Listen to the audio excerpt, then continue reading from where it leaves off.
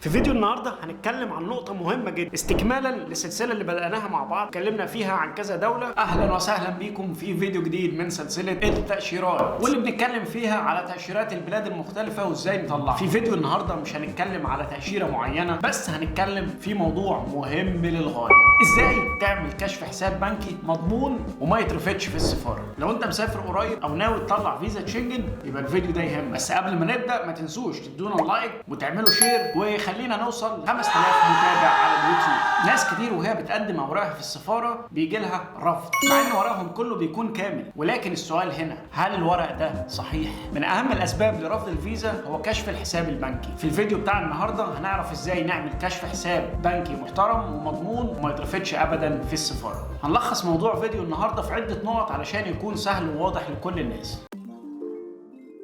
النقطة رقم 1، لو ما عندكش حساب في بنك ما تحاولش تجيب حساب بنكي مضروب، لأنك بكل بساطة يا معلم هتتقفش، وفي الحالة دي هتعرض نفسك للمساءلة القانونية وممكن كمان تتحبس بسبب انك زورت في اوراق رسميه. واكيد طبعا الناس في السفاره مش اغبياء علشان ما يعرفوش الفرق ما بين كشف الحساب البنكي السليم والمضروب. فالحل هنا بقى يا معلم انك تروح تفتح حساب في اي بنك وتاجل ميعاد سفرك لحد ما تظبط الحساب بتاعك.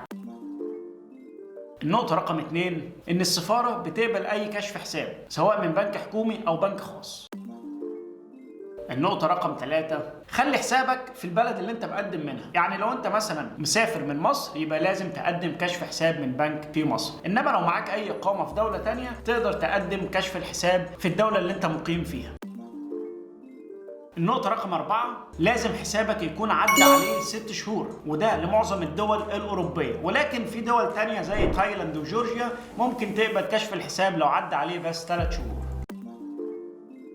النقطة رقم 5، لازم تعمل عمليات سحب كده وإيداع بطريقة منتظمة، ودي النقطة الأهم وهنتكلم فيها بالتفصيل. أول حاجة لازم تحول كل دخلك وكل فلوسك على حسابك الشخصي، بمعنى مثلا لو أنت بتقبض بشكل منتظم يبقى لازم تحول كل الفلوس اللي أنت بتقبضها على الحساب بتاعك. تاني حاجة إن أنت تعمل عمليات إيداع بصورة منتظمة، بمعنى إن الإيداع مثلا يكون في أول أسبوع من كل شهر. وخلي بقى عمليات السحب متعددة، يعني ما ينفعش تروح تعمل إيداع وبعدها بأسبوع تسحب المبلغ تاني. ويا سلام بقى لو ربطت حسابك بفيزا مشتريات. وحاول بقى وانت بتشتري اي حاجه ان انت تدفع بالفيزا عشان الناس تعرف ان انت مهم وكده. تحط قد ايه وتسحب قد ايه ده مش مهم قوي، ولكن اهم حاجه الريتم بتاع الحساب.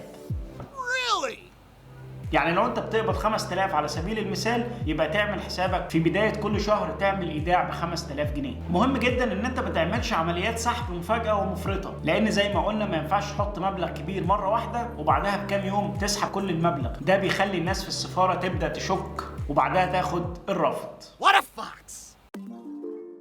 النقطه رقم 6، لو انت حطيت مبلغ كبير مره واحده لازم تقدم للسفاره مصدر المبلغ ده. يعني مثلا لو انت بعت بيت او عربيه لازم تقدم مع كشف الحساب بتاعك صوره من عقد البيع عشان يعرفوا الفلوس دي دخلت منين وازاي.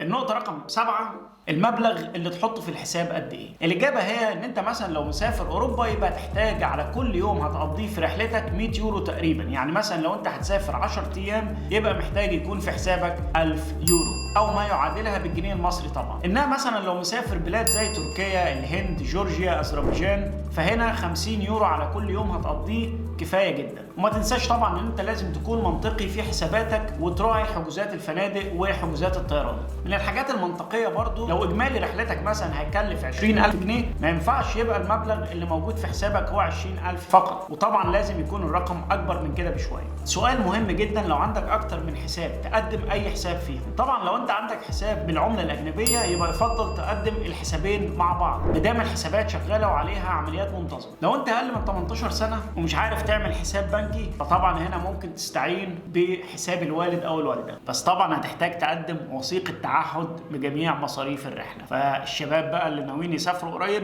تبدا تحوش من دلوقتي.